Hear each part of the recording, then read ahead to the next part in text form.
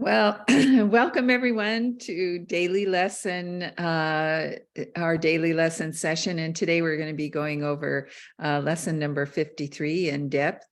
But before we start, I have something I would like to read before so that we can all relax into our special place. Hold on, let me just bring it up. Okay, I invite you all to put your feet on the floor, rest your hands on your legs with your palms up, close your eyes, take a deep breath, and settle into the presence that adores us, is as close as our heartbeat and as near as our breath. We come together today recognizing that there is one source, the eternal presence that is always with us, to love and comfort us. We know and we have been created from this eternal presence, and that it generates our very being, and that we are an extension of it, ever expanding in love as it sends us out. We ask that our discussion be attended by this love, directing all who join in today or in the future to experience our connection to the source of all that is, filling our lives with love and understanding and forgiveness, bringing us back to the knowledge of our pure perfection in the mind of our Creator. We are grateful for this time together and for the love of our source. We release this prayer and send it out to bless all of our brothers and sisters who are one with us, and so it is. Amen. So I'm going to share my screen so that we can get started on lesson 53.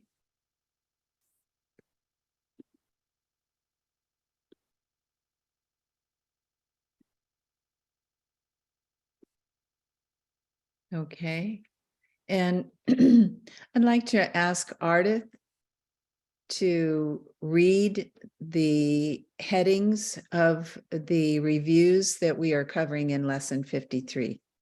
Can you do that, Ardith? Yeah, just read the headings of the review. Yeah. I'm pulling my own screen up, so to find, okay. I hope I've got, I don't know whether I am at the right place, truthfully. Maybe better have somebody else do it, and I'm kind of, I got out of my rhythm here. Oh, that's okay. It's the 1 through 5, I believe, that starts with my meaningless thoughts are showing me a meaningless world. Okay, I don't want to hold things up here. I just got myself completely out of the space. Okay. I didn't mean I've to do got that. my book. I could do it. Okay, Oh, go right please ahead do. then. But Sure. come back to me. I will find my place. Okay. My meaningless thoughts are showing me a meaningless world.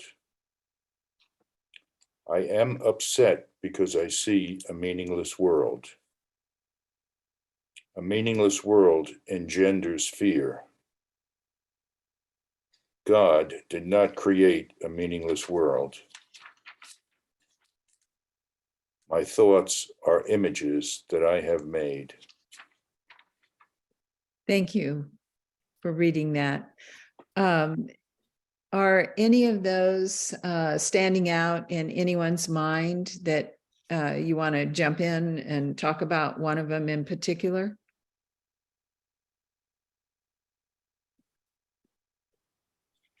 I don't see any hands up. So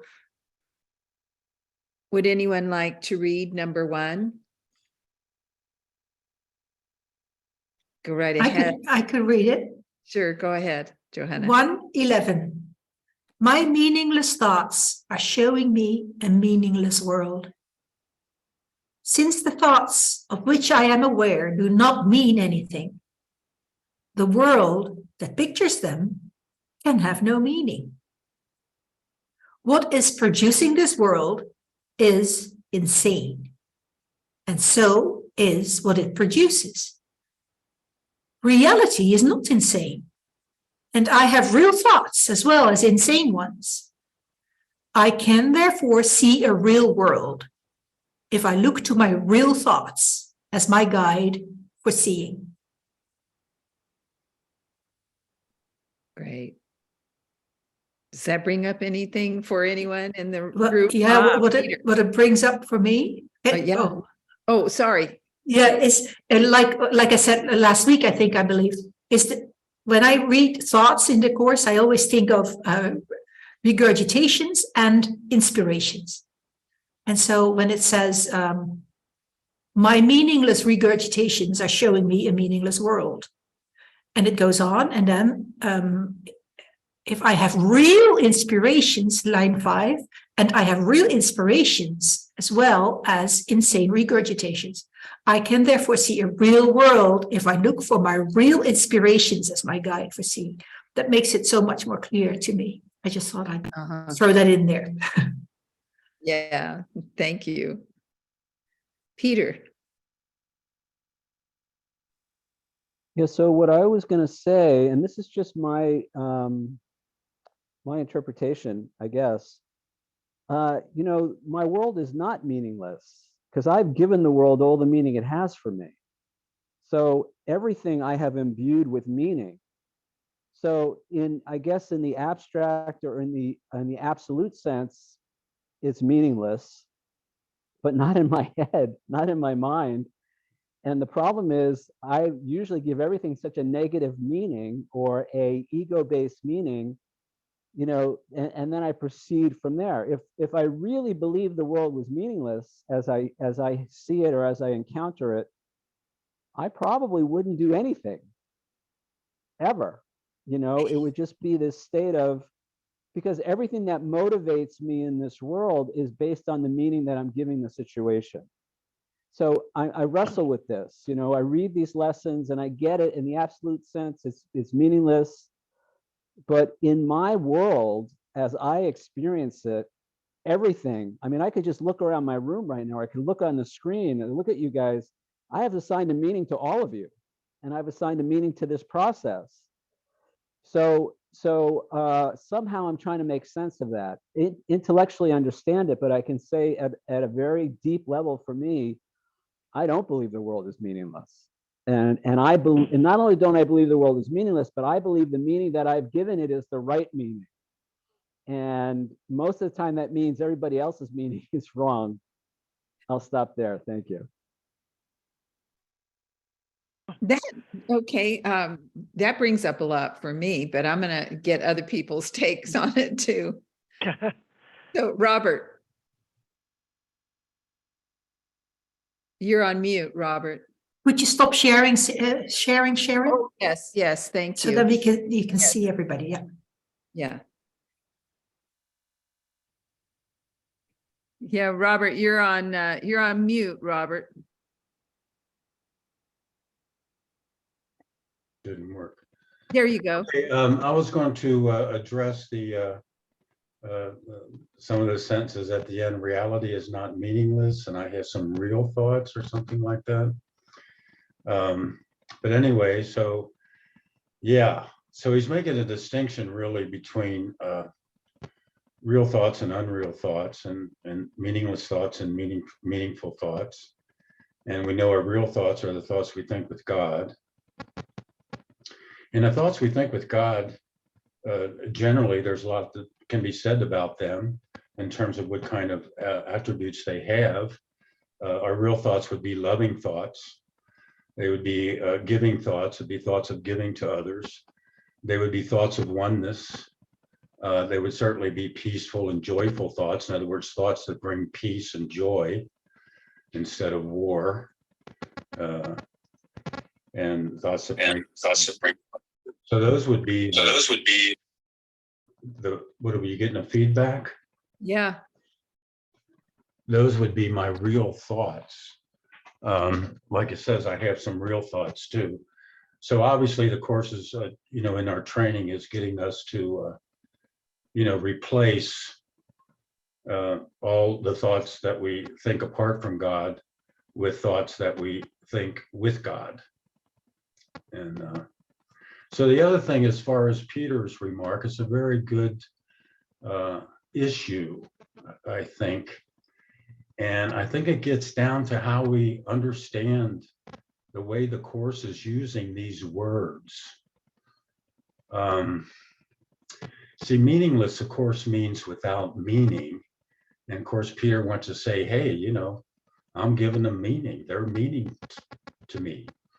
And I think in the Course, the meaning of a thought is the experience that it brings, especially the notion of the feeling that it brings.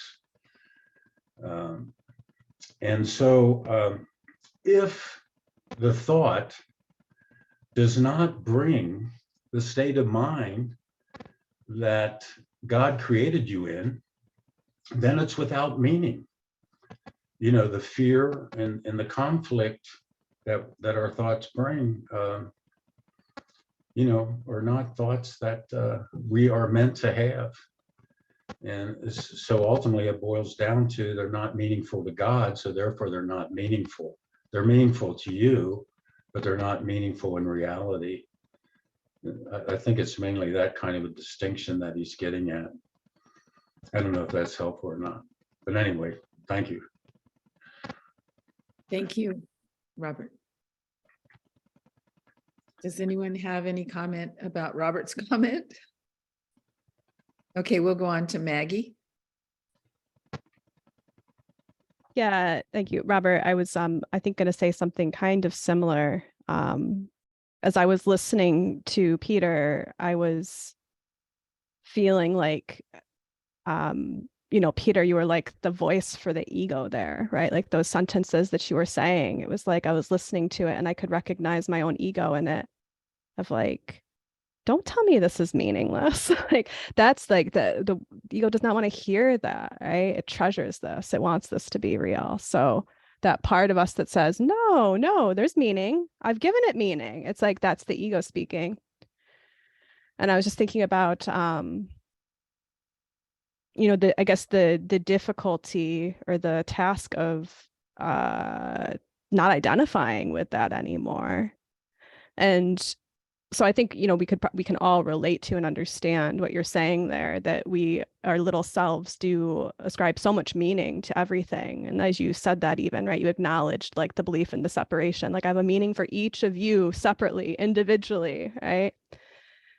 And it's just, I think I was just like, oh gosh, what can you say to that? The only thing I could say to that is that it's only been through direct connection with spirit that has made sense to me. It's only through asking spirit to show me, how are these meanings that I've made actually not real? How are they actually meaningless, even though they seem like meaningful to me?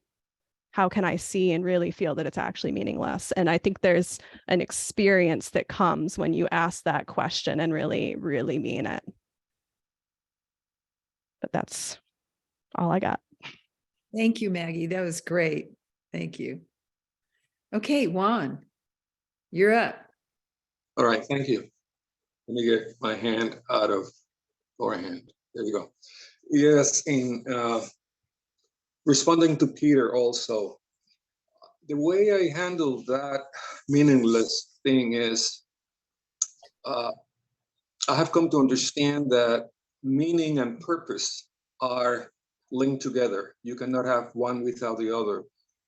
And the only God is, I mean, purpose comes from God. He is the first giver, so he gives purpose, he gives everything.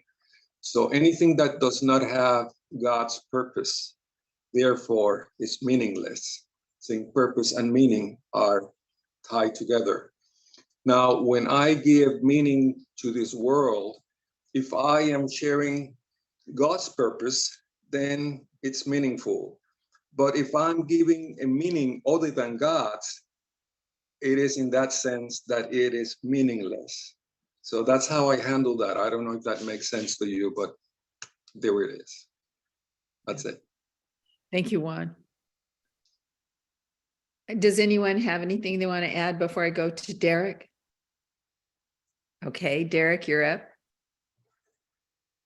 Yeah, hopefully, can you hear me okay? Because my phone keeps stopping and Perfect. Perfect. kicked everybody up. Okay. So I apologize if I'm repeating something that Peter said while my phone was rebooting.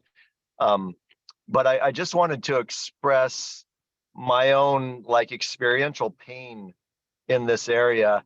You know, a lot of this for me is talking about a new way of conceptualizing what is meaningful, what is not. But at just a pure emotional experiential level, what I've noticed for myself is that regular old human meaning for me is a feeling of, it's an experience, it's a feeling of meaningfulness. And the most classic one is special love, whether it's special love for my partner, my friends, or my animal. When I'm looking at those special people and I'm feeling that warmth in my heart, that seems very meaningful. And when I'm working on spreadsheets or doing something I'm just bored with at work, that just like that is what I would call that, you know, isn't meaningful at all. But what's been happening lately is, as I've gotten older, for some reason, that experience of special love, emotional meaning at the human or ego level, that's been going away. So now lots of things that used to feel meaningful just don't feel meaningful at all. But that experience of being touched or compassion or really when I get teary in my eyes, that feels like sort of this, you know, God connection, like this true meaning. That happens so infrequently to me that I'm now just a human being that doesn't have human meaning, you know, which you think would be good, but I so rarely have this experience of this true meaning that I'm just walking around kind of depressed and gray all the time. So anyway, this is just seems to be a middle ground that I'm stuck in at the moment that I just wanted to share. Thank you. Anyone have anything to add to that before we go to Johanna? Can I just say something real quick to Derek? Sure.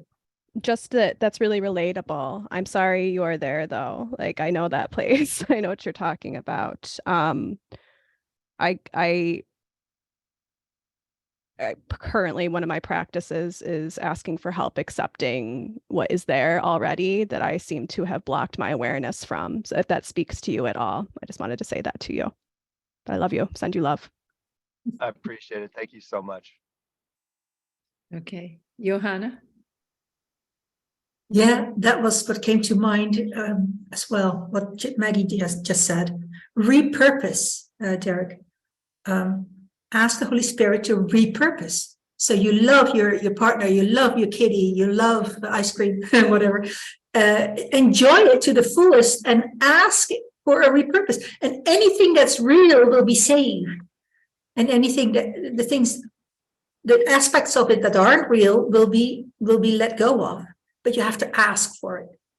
Anyway, that was what came to mind regarding what Derek had said. But regarding what Peter had said, there's two words that kept popping up, or two phrases really. The section speaks about insanity. And so it doesn't just speak of meaninglessness, it speaks also of insanity. And the ego thoughts are insane. And so maybe that will give you a way of deciding if you want to keep thinking those thoughts, if you fully know that they're insane. And the other thing that popped up was, what is it for? The Course asks us to ask that question at every turn. What is it for? And so if a thought strikes you as good, that's a good thought. I'm going to go with that thought. Think, what is it for? Is it all inclusive? Is it loving? Is it joyful? Well, go ahead. But if it's exclusive and if it's constricting, then you've got, a devil by the tail. So that was what came to mind. Thank you. Thank you, Johanna. Okay, Ardith. Yeah, everybody has said everything fantastic. I double down on what Maggie said to Derek, and I just think what Johanna just said was super, all of it. The only thing that came to mind for me was that it was something in the manual for teachers, and I looked it up to see if I could find it, and I did. It's only one sentence. It says, "It cannot be too strongly emphasized that this course aims at a complete reversal of thought." That's pretty definitive, I think. Complete. So every last one of us, since in the egoic environment, is in the process of going through this complete reversal of thought. And that led me to think that if I go into something saying, "Oh, this has meaning for me," and I get, well, sure, I can do that, but I'm not advancing myself to the complete reversal of thought. So I have a feeling, and maybe intention, that gets us to a place where we feel less confused and less constrained, and are able to kind of balance out where we are and go forward for that larger understanding, that larger experience. Because if I keep saying, I can keep doing that, keep labeling things and defining things, but do I really want to do that? Or do I really want to go for this complete reversal of thought? No matter how difficult it may be, it's challenging, but the end result, as we have heard from testimony after testimony, and as we feel in our hearts, I don't know, to me it's worth it. So, thank you.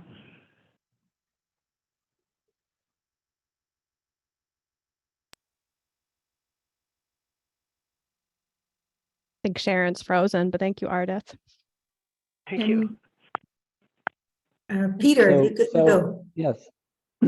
So I would like to respond. Thank you, everybody, for your input. And so 3 things.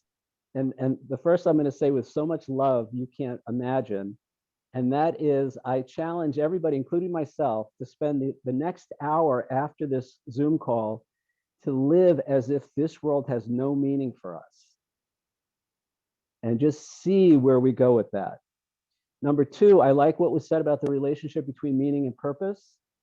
And the Course reminds me that my only function, which I say is my only purpose, is forgiveness.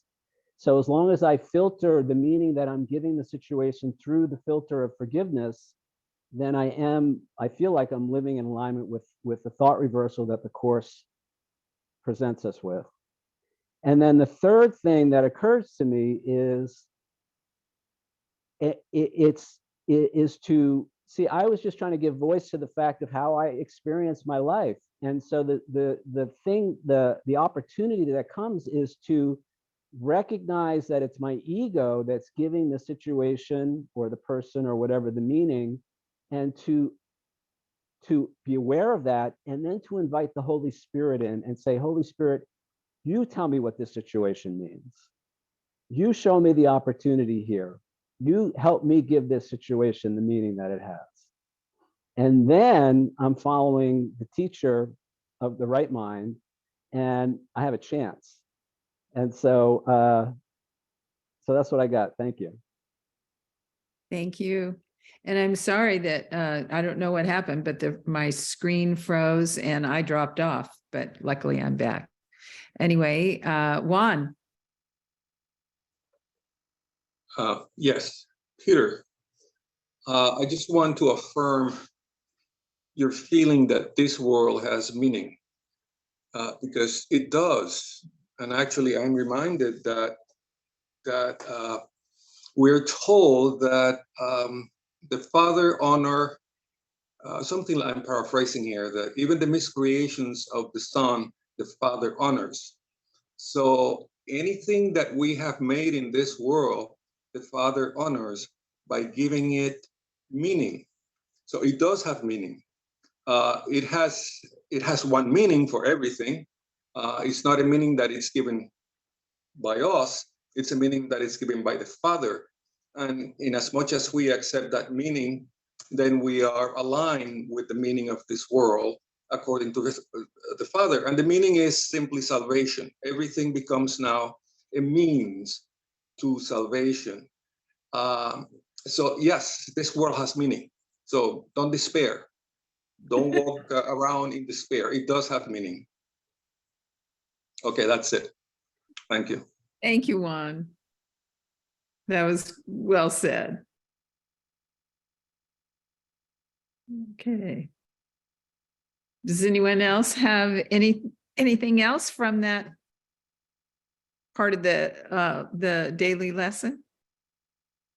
Let me see if, and I don't even know which one that came from, but let me share my screen again and we'll. That was 53:1. Oh, okay. We went over that one. Now we're at 12. Yeah. Yeah. Okay. Who would like to read 12? Peter, I what? would. Oh, go right ahead. Did I talk over somebody? No, I yeah, couldn't you hear. go right ahead, Ardith. Oh, okay. I'm making up for the fact that I got myself mixed up before, so, okay.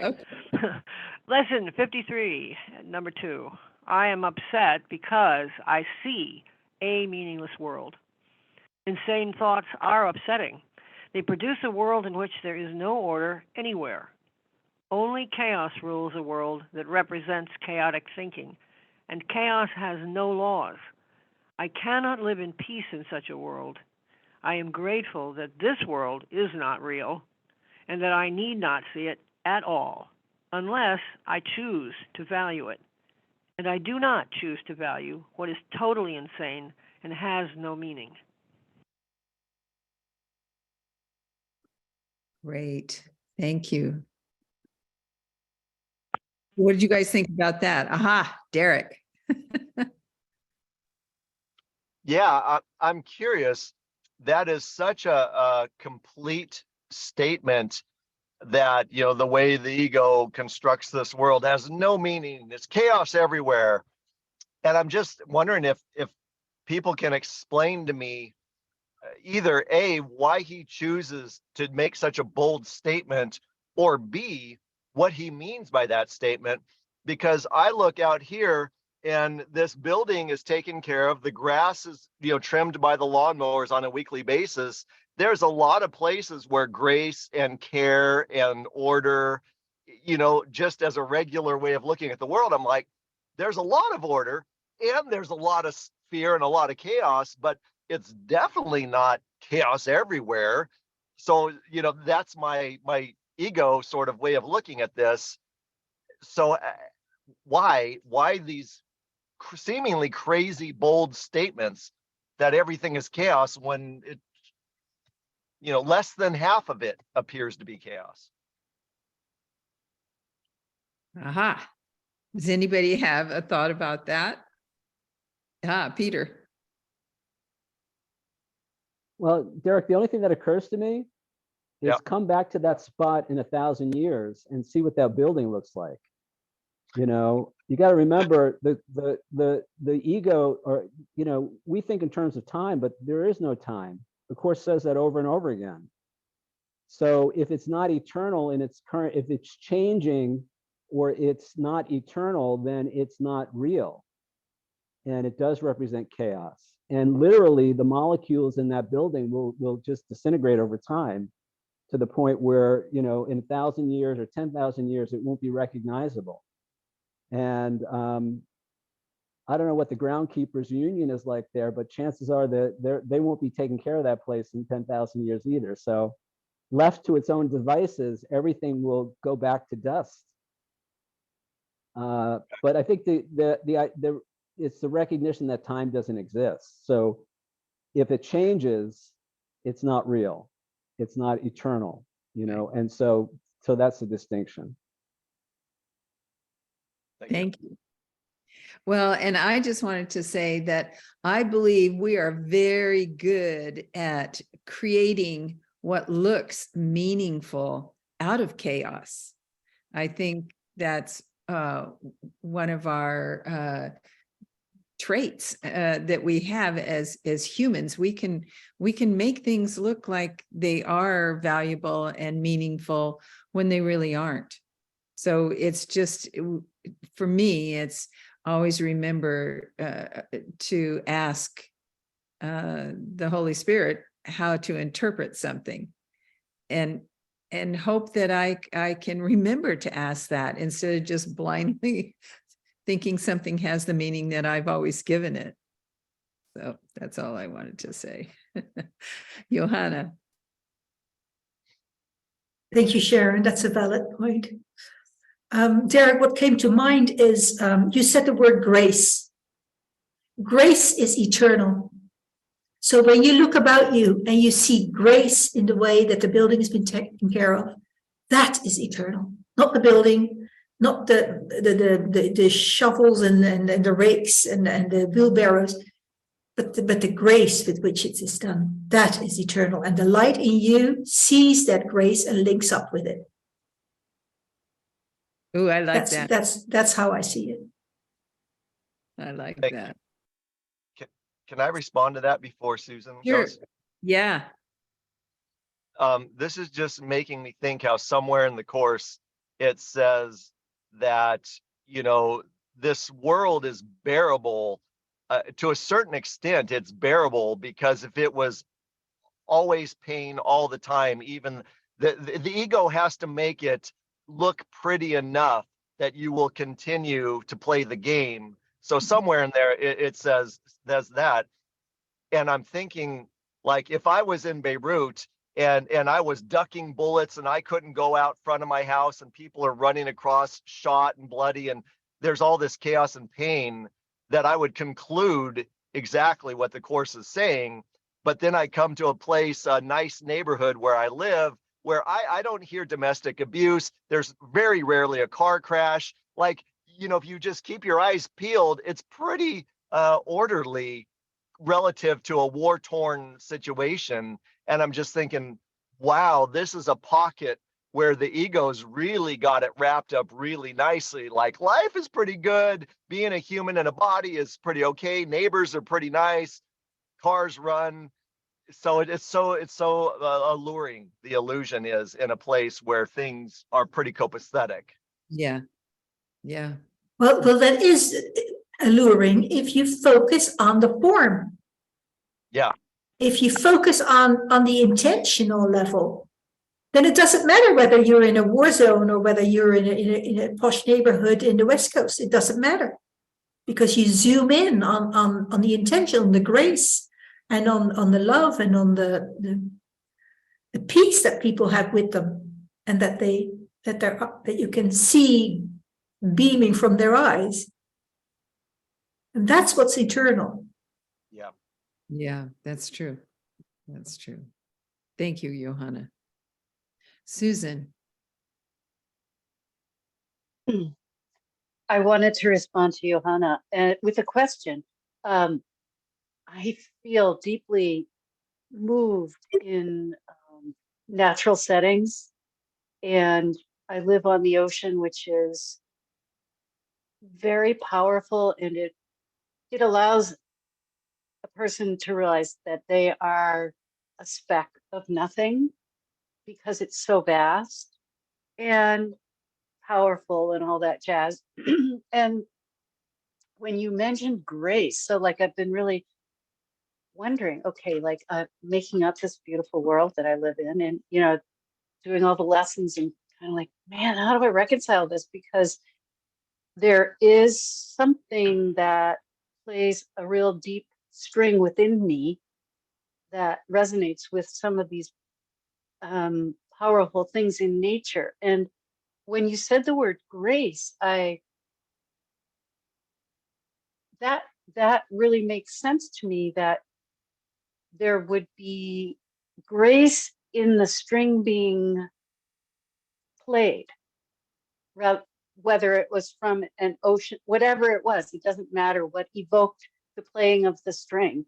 But there is grace in feeling that deeply, with such a profound awareness of the inconsequential nature of where we are and what we're doing right now. Not that the spirit, the light of our spirit and everyone's spirit and the sonship is inconsequential, but just this body is, you know, which body is this? Body number 1029. I don't know how many lives I've lived. You know, it's like, it's a disposable item, right? So when you said the grace, that I can't articulate this. You guys maybe help me out a little, but I'm trying to think about how to say there's something sacred in the playing of that. There's sacred grace in the playing of the strumming of that chord within. Help, help. If I may respond, Yes. you put it in perfect words, Susan. I think I grok what you're saying.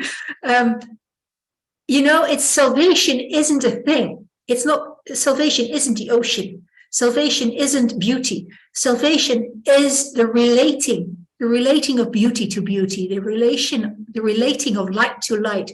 And when you're in awe of the ocean, the form is just the cup in which the water is poured, and it's the water you're relating to, and the love and light in you reflects and links up with the love and light that's there beyond the form of the waves. That's what came to mind. Yes. Good answer, Johanna. Great. Thank you. Did you have more to say, Susan? No? Okay. Maggie? Yeah, I just want to say thank you. Yeah. Thank you. Yeah, that was great. Thank you. I so appreciate all the conversation today. It's all very inspiring. And I was going to respond to something that was happening prior to what was just said, but Susan, when you asked that question, it just made me immediately think of something in the song of prayer. And I just pulled it up real quick to see, like, why was I thinking of that? And it feels somewhat connected to what you and Johanna were just talking about. So I thought I'd just include it if it's interesting at all. In the song of prayer, in the section called True Prayer, there's an acknowledgement that, there's answers that come through to us through, given by God within the illusion. The form of the answer, it says, if given by God, will suit your need as you see it. And this is merely an echo of the reply of his voice. It's like, when you're observing the ocean and it strikes this chord in you, right? Like there's something that is there that you're recognizing, but it's like this little echo of something. And it says, you can't ask for the echo. It's the song that is the gift. Along with it come the overtones, the harmonics, the echoes, but these are secondary. In true prayer, you hear only the song. So I think like the thing we're really going for is like this even fuller than what you feel when you are with the ocean there and you're feeling that string being played in you, but it is reminiscent of something, and the something is just like even more full and beautiful than that. So just to kind of add more loveliness on top of that, I guess. But the original thing I was going to respond to was the ongoing communication about chaos and whether there's order here in the dream. And Derek, talking again about that spot that you were observing and just how the grass is being maintained and the buildings being maintained, and there seems to be this order. And I agree with like Derek's own assertion and everyone else adding in that the ego just loves to do that. It's like, look you can tidy it up. You really can. There's a way to take care of it, and it's all going to be good. We can make this good. It is absolutely. It needs to have pockets of that here and there for you to feel like you're chasing something that you can actually achieve here. It made me think about how when I was a student, like all the way through grade school, I loved math. And I know not a lot of people say that, right? But like I loved math, and I loved math because I grew up in a home that was very chaotic and an experience of the world that felt very chaotic, and math seemed to just make a lot of sense. And there was a lot of order to it, and there's rules and there's formulas. And if you memorize them, you can just plug things into the formula. Oh my gosh, I loved it. I loved it too, because you can always check your work. Like you can plug it into the formula, get the answer, then you can reverse it, go back, make sure this actually makes sense. It seems so sound, so much order, right? So it's like, if you take math classes, keep taking math classes, take it as far as it goes. Like what you eventually learn in math is like all those rules actually don't make sense. and they all fall apart under scrutiny. It's like once you get into advanced math, you start to disprove these things. Like you prove that parallel lines do actually cross. And so the whole seeming order and all of that, what I thought was something I could be really rest assured on, it just completely falls apart when you really look at it. And I was thinking about your example about the grass even. It's like, I love what Peter said about come back in 10,000 years, right? But like even right now, if you wanted to really get into it, like what are they putting on that grass? There's probably chemicals leaching into the ground. It's probably causing chaos for some birds or some bugs. Like if you want to really get into it, you're going to find it's a mess. I really, really do trust and believe that. So I think at the risk of us all, like someone said earlier, don't despair. I think it was Juan, right? Like we don't need to despair though. But I think whenever we have a sense that the dream does make sense, we might just check and see if spirit wants to help us see it any way different. Yeah. Great, Maggie. That was great. Thank you. Ardith. Wow, I don't know whether I should chime in or not. All these positives coming up here. It's just I feel like negative Nelly is about to say something here. Yeah, I agree with everything that's uplifting and the idea of grace and the thought that spirit is in a state of grace forever. Therefore, so are we. But we're in this chaotic world that there's no question about it. You can say, I put meaning on this, I put meaning on that. Of course we do. I put what I think I see. Doesn't mean it's real. That's what I say it is. So then I go back to that number 2. It brings us to insane thoughts. And all we have to do is look back. We don't have to go way back in history, just fairly recently over world wars, one right after the other. They have peace conferences and they break and they do this and that. And there's no order anywhere. That's exactly what this says. And that's these insane thoughts we have. And then only chaos can rule the world that represents chaotic thinking. And chaos has no laws. So, and it's true, I can't live in peace in such a world. That's why we're at the course, I think. I love my beautiful, flowers outside, and I love the ocean, and I love all those things too. But I'm kind of with, I hope I'm not misrepresenting Johanna, but the grace element of it, it seems kind of flimsy using that word grace, but it's a beautiful word. And if you go through it, what Maggie was talking about, I don't know. I don't know where I'm going with this either. I just think that we all struggle with this particular thing. There's no question about it, because we want so badly to have this be so fixed and so wonderful. And if we have that, that's why we're at the course, because if we keep with each other, and no others, of course, but if we keep with each other in this walk, then we're on that journey without distance to the goal. It's never changed. It's never changed. We just haven't had to see the full picture. And so I, for one, I understand now why I get upset when I see things, and that's when I step back and say, what is this for? Yeah. And what am I doing? What am I thinking? What am I saying? And I go then to page 28 that tells me, pay attention to the Holy Spirit, who will not abandon me and will tell me what to think, say, do. I just have to give some space. That's all. Some space and some time, and see a different view, have a different view. Thank you. Thank you, Ardith. That was great. Johanna. I think Juan was first. Oh, I don't see Juan's hand up. Juan, did you have your Yeah, hand? I lowered my hand. I was going to say something profound, but I decided that not to say it. Not for the swine, right? No pearls for the I swine. think silence is more profound than anything I could say. So.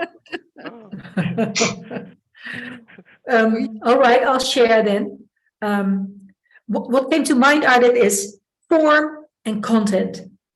Yes. If we focus on the form, we get distracted. If we focus on the content with the help of the Holy Spirit and on relating to each other, that's when we're moving towards the light. Yes. That's what came to mind.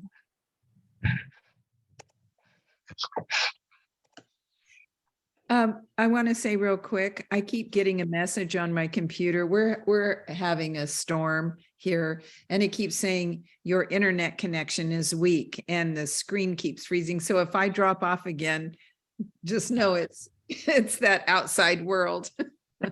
It's the, So it's the it's the form. chaos getting the Chaotic overhead. world.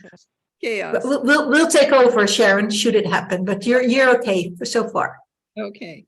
So did anyone have anything else before we go to the next one? No, you guys are good. Yes, if I may chime in, I just joined a sure. little while ago, so I don't have the full context. But the conversation did remind me of the the thing, I think, in chapter 14 or 15, where it talks about the holy instant and the guidance to stay in the eye of the storm, and relates directly to what Johanna also said, the content versus the form. So if we, and a play on words on content, if we stay content within the holy instant, then the waves can keep thrashing about. Right, right. Thank you, Manu. Okay, so I'll share screen, and who would like to read number 3? I can. Okay, go right ahead, Keith. Meaningless world engenders fear. The totally insane engenders fear because it is completely undependable and offers no grounds for trust. Nothing in madness is dependable. It holds out no safety and no hope. But such a world is not real. I have given it the illusion of reality and have suffered from my belief in it. Now I choose to withdraw this belief and place my trust in reality. In choosing this, I will escape all the effects of the world of fear because I am acknowledging that it does not exist.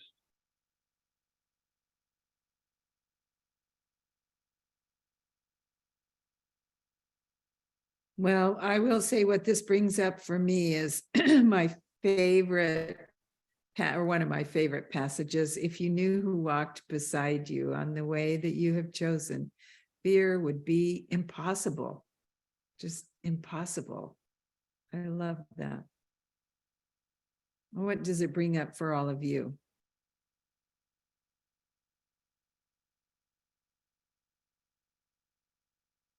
We're all quiet today. Shall we go to the next one? Before you do, I just want Yeah. to say I love that passage that you just read. Yeah, I do too. Maybe that's why we're quiet. Okay. So, number 4. Manu, would you like to read number 4? Hey, Sharon, I would. God did not create a meaningless world. How can a meaningless world exist if God did not create it? He is the source of all meaning, and everything that is real is in His mind. It is in my mind too, because He created it with me. Why should I continue to suffer from the effects of my own insane thoughts when the perfection of creation is my home? It's actually a question. When the perfection of creation is my home, let me remember the power of my decision and recognize where I really abide. That's beautiful. All these lessons really go back to the bottom line, which is, where are we? Who are we really, and where are we right now? Right. Thank you. Thank you.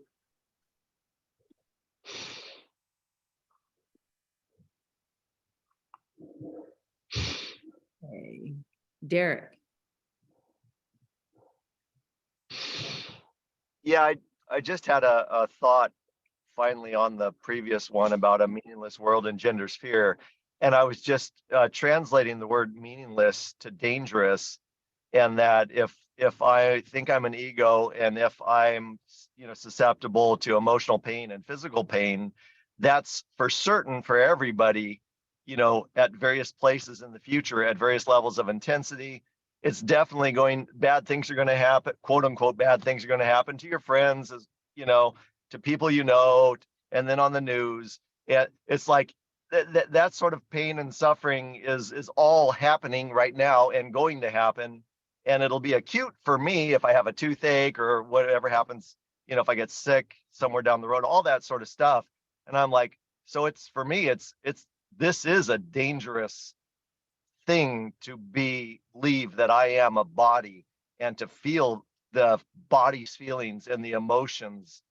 So that definitely engenders fear. So I can understand that passage better when I replace the word meaningless world with dangerous world. Uh-huh. Uh-huh. Thank you, Derek. Robert. Yes. That last part, let's see a couple things. Manu brought up this thing about where I abide, and that it's all about, what we are and where we are. And I think that's true. And it just reminded me when artists said, it's a journey without distance to a goal that has never changed. Well, the first part of that is what the journey to God, the journey without distance, right? The journey to God is merely the reawakening of the knowledge of where you are always and what you are forever. That relates to the last few lines of this lesson. And I think that's what's going on a lot. These are the early lessons. And he's saying these things about our present experience here. The mind using a body and seeing a world and so on and so forth. And it's like the real impact of all that is finally when you ask the question, well, what's the alternative you're offering here? Yeah, okay, my meaningless thoughts are showing me a meaningless world. Okay, well, what's the alternative? And once we've been through the whole course, then we begin to understand that. And I think after a while, what happens is you see these little hints, like Manu pointed out, where he said, then I begin, what does it say at the end there about where I really abide?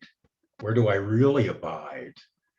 And of course says, in the mind of God. And let's see, where you are always in the mind of God and what you are forever, a pure and perfect mind. So that's the journey we're on, right? The journey to God is merely the reawakening of the knowledge of where you are always and what you are forever. That's the alternative to seeing this meaningless world. So I just thought I would share that. I appreciate that. Thank you. And what it brought up for me is I don't think there really is a journey to God, because that presupposes that we're not there already. That there's someplace to go when we've never left. So it's only from this human physical body that I think of myself as needing to return to God, when actually I don't, because I've never left. And I just need to really remember that. Yeah, well, of course, if you never left, you wouldn't be here talking with us.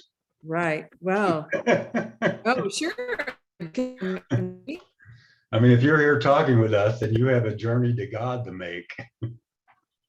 Don't you think? Well, I know what you're saying, that in reality, the Course is telling us that, your experience is illusory because your mind believes that you are what you made yourself, and that you're not what God created you as. God created you as a pure mind. You're not experiencing yourself as a pure mind, right? That doesn't mean I don't know it, but I mean, I know it's true, but absolutely, I'm in this physical body. I have arthritis, pain, and all of that kind of stuff. Okay. But I still know that is not the truth of me. It's not the truth, right? So you need to have experiences now that are more in accord with truth. Right. right? And that's what the journey is that you're on, according to the Course. Well, right. And I know, like part of me knows that there is no journey because I've never left. But then that's all part of I think the split mind, if Mhm. absolutely. And if I really knew that, if I really grokked it, I believe I would poof, disappear. I don't think I would even be here. Mhm. So all of that is an argument in support that there is no journey. Is that what's going on with you? No, I'm not really. It just, I'm trying to figure out what it is. What are you doing right now? What are you doing right now? You're arguing that there is no journey? no, Tell I'm me. just in reality. I'm not talking about reality. We're talking about the journey to God and what the Course says the journey to God is. That's all. The Course says the journey to God is merely the reawakening of the knowledge of where you are always and what you are forever. Now, do you want to talk back to him and say, there's no journey? No. Oh, okay. It sounds like that's what you were doing.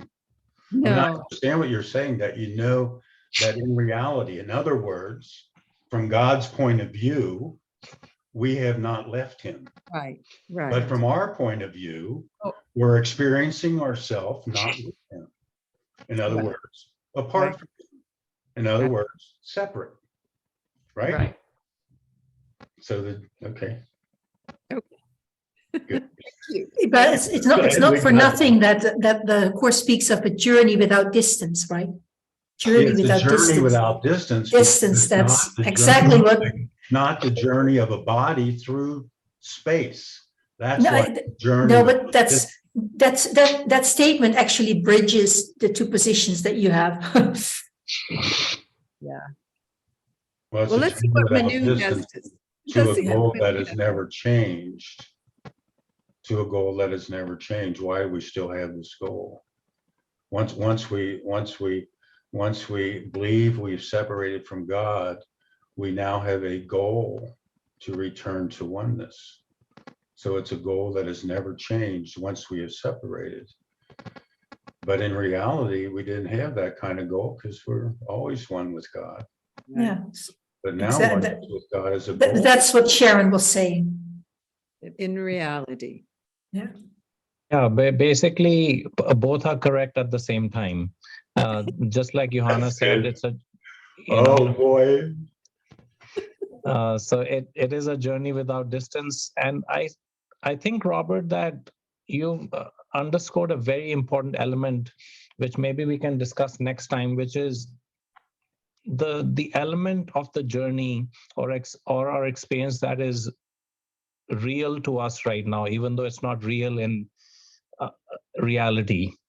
And so what happens with Course students, in my opinion, is sometimes we always think that we are living an illusion, therefore it's not real. Therefore, that's where some of us fall into, doing nothing or not regarding this as real.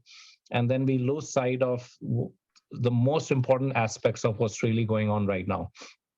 And so that's why both are true at the same time. And it'd be amazing to discuss that at some length. I'm not clear what point you're talking about that we'd like to discuss. What point? The aspects of our journey that seem to be real to us while still not being real in reality.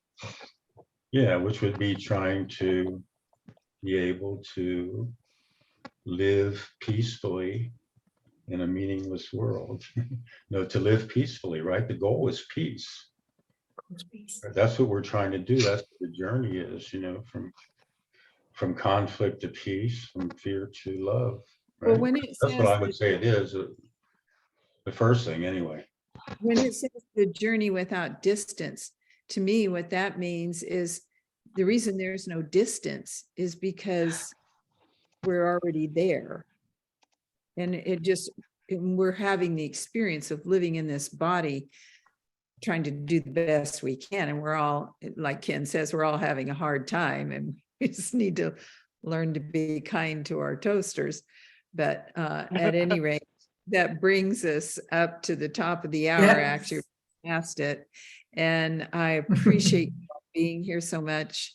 And I'm going to end this session saying thank you all. And I hope you come back. Sharon, can we end the recording but not the discussion? Sure, although I'm going to have to go pretty soon, but yes, Okay. we can end the recording. Thank you.